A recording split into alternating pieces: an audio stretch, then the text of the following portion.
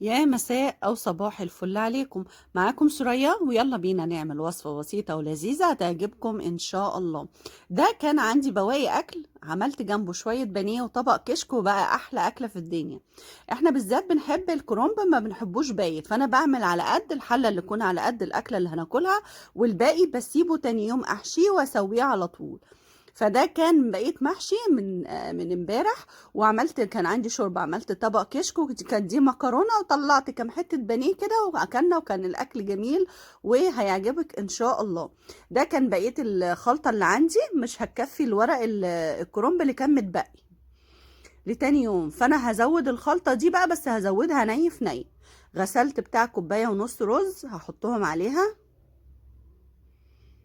وكان برضو طعمه لذيذ جدا. احنا برضو بنحب ايه نسويه كده على طول وناكله وهو سخن، لان الكرنب مش بيبقى احلى حاجة وهو بايت. احنا بنحب مثلا البتنجان عادي نسخنه بمعلقة زبدة كده، ورق العنب، لكن الكرنب بالذات ما بنحبوش بصراحة بايت.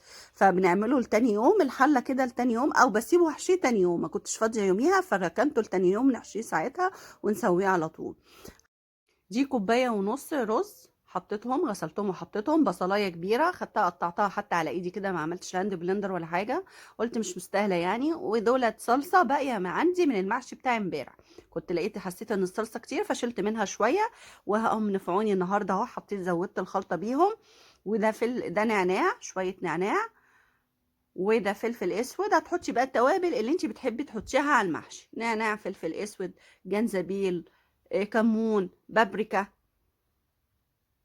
وشوية زيت وشوية الملح بتوعك، وهنقلب الخلطة وهتبقى كده أحلى خلطة. كان جميل جدا وكان طعمه حلو جدا جدا. على فكرة الخلطة الني في ني كمان بتخلي المحشي حلو جدا، بس احنا بنحب أكتر الكرنب اللي احنا نسبك له الخلطة. بس هحط بقى بقية الحاجات وهقلب. ده بهارات، السبع بهارات، وهحط شوية الزيت وهقلب كويس جدا، وهبتدي أحشي المحشي بتاعي. هو المفروض كنت حشيته امبارح بس انا ما كنتش فاضيه، فركنته للنهارده. انا ساعات بحشيهم كلهم يعني، بحشي الحله دي واركنها في التلاجة، بس ما كنتش فاضيه امبارح الصراحه، فانا ركنت زي ما هو كده، وقلت بكره ابقى اعملها وازودها. ده بقى العروق بتاعه الكرومبه، انا بركنها واحب افرشها كده تحت ايه، في الحله تحت، واحط عليها ورقه من الورق الاخضر اللي هو ما بننفعش نحشيه، اعمله كفرشه كده للمحشي. وبخلي ورقه برضو احط بيها اغطي بيها الوش بتاع المحشي. بس اهو قطعت شوية عروق هفردها كويس، وهحط عليها ورقة من اللي هم الخضر دول، وهبتدي بقى احشي المحشي عليها بالطريقة اللي تريحك. انتوا عارفين ان انا بشارككم غدانا اليومي، فياريت لو عجبك الفيديو ما تنسينيش في اللايك والسبسكرايب تشجيعك ليا. هتحشي بقى المحشي بالطريقة اللي تريحك وبالطريقة اللي انتي بترتاحي في الحشو بيها. والكرنب بصراحة حشوه سهل عن ورق العنب. ورق العنب بياخد وقت شوية ومجهود شوية، لأن الورق بيبقى ملزق في بعضه وعايزة تفكي ورقة ورقة وتعدليها وتقفليها كويس، لكن الكرنب بصراحة سهل وأسرع، يعني لفه أسرع وأسهل من ورق العنب. بس هنلف الحلة، مش هتاخد معانا وقت خالص، والحلة المحشي دي ما خدتش وقت خالص. ده كان بقية الورق والخلطة اللي باقيين من امبارح. هنعمل جنبهم بقى شوية بانيه، وكان عندي طبق مكرونة برضو كبير في التلاجة، هطلعه برضه اسخنه جنب الاكل جنب حلة المحشي، لان في ما بياكلش محشي كرنب عندنا في البيت. فطلعت المكرونة اللي كانت دي برضو كانت مكرونة متبقية عندي في التلاجة، فطلعتها برضو سخنتها، وطلعت كام قطعة بانيه وعملت طبق كشك. دي كانت شوربة البط بتاعت امبارح، سقيت بيها المحشي، والباقي هعمل بيه الكشك. هحط بقى معلقه قشطه كبيره كده، ما حطيتش على المحشي ده غير معلقه قشطه كبيره، وده اللبن اللي جوه القشطه، وهرش بقى عليه الشوربه بتاعته على قد كفه عشان يستوي كويس. ويا دوبك بس هغطيه بالشوربه، ومش هغطيه قوي كمان يعني.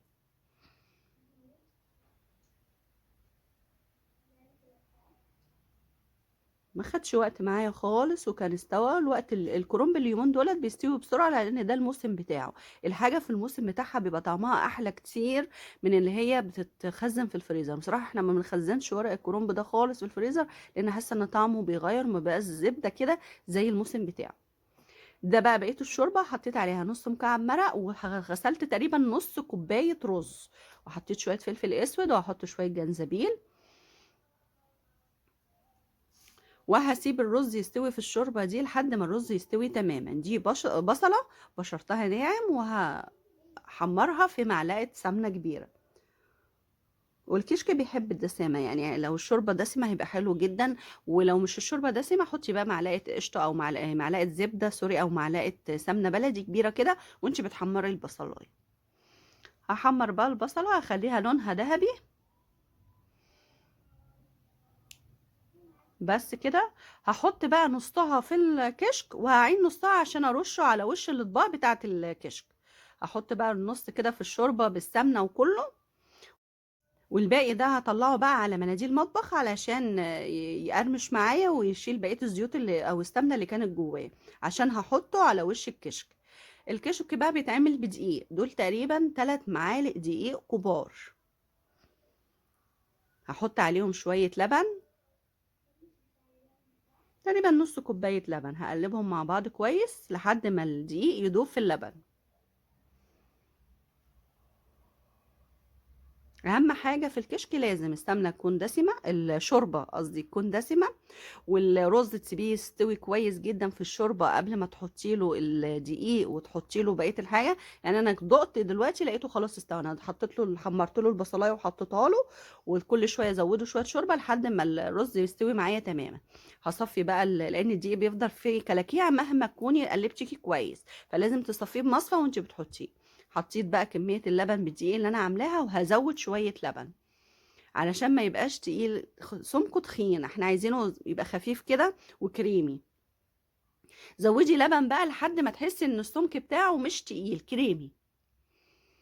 بصراحة احنا ما بعملوش بمقادير، يعني انا بعمله كده بالويم كده لحد ما اشوفه هو خلاص بقى تمام ولا لا. هرش رشة جوز الطيب ورشة فلفل اسود صغيرة كمان وخلاص هو كده جهز معايا. بس لازم يغلي، بس ياخد غلوة بس معايا، اول غلوة كده هقفل عليه وخلاص. هقلبه كويس وهسيبه يغلي اول غلوة، هو كده بيغلي خفيف، بس لما يغلي اول غلوة السمك هيتقل معايا، وهوريك السمك المظبوط ليه. دوقيه بقى، محتاج ملح محتاج حاجة زوديها له، ولما يغلي بقى وشوفي تقل ازاي هنصبه بقى. وهو انا عايزاه السمك كده، هو لما بيبرد بيتقل عشان ما يبقاش تقيل قوي وطعمه مش حلو. كده خفيف وحلو. حطيته في اطباق مش كبيره، اطباق وسط، كل واحد طبق كده على قده. وخلاص هيبرد شويه هرشله البصل. ده كان بانيه وعندي في الفريزر، انا بجيب الكميه اتبلها واحطها في الفريزر، فانا عشان كده ما تبلتوش معاكم.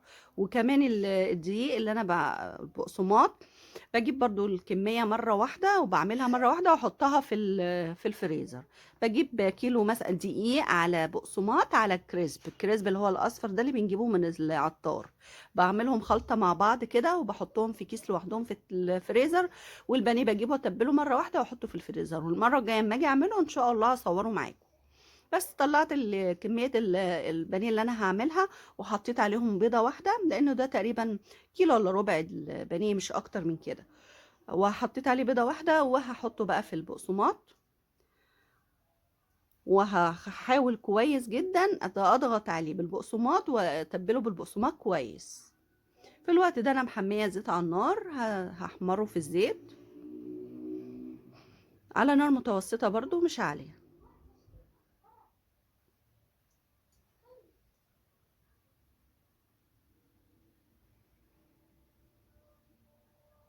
البانيه من الحاجات الحلوة، ولما بيقعد في الفريزر بيبقى أحلى كتير من لما يبقى طازة. لما بيقعد في الفريزر لما تيجي تقطميه كده بيبقى ناعم وطري معاكي، لحمه طري. لما بتجيبيه على طول وتعمليه تحسي انه لحمه بيشد معاكي كده ومش طري. فأنا بحب دايما أجيب كمية البانيه واحطها في الفريزر واشد منها بقى على قد. ده البصل بقى بعد ما شوية البانيه شوفوا سمكه بقى حلو ازاي. بعد ما مع الكشك خلاص برد، رشيت عليه البصله اللي كنت راكناها، نص البصلايه اللي كنت راكناها.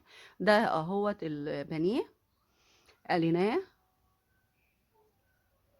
اهو. حاولي تطلعي فاتح وتبقى براحته كده على نار هاديه، هيطلع معاكي مظبوط وزي الفل. كانت لسه سخنه اهوت. خلصنا كده الاكل بتاعنا قدمناه. ده كان طبق مكرونه بايت عندي في التلاجة بقاله كام يوم، طلعته سخنته للي ما بيحبش الكرنب.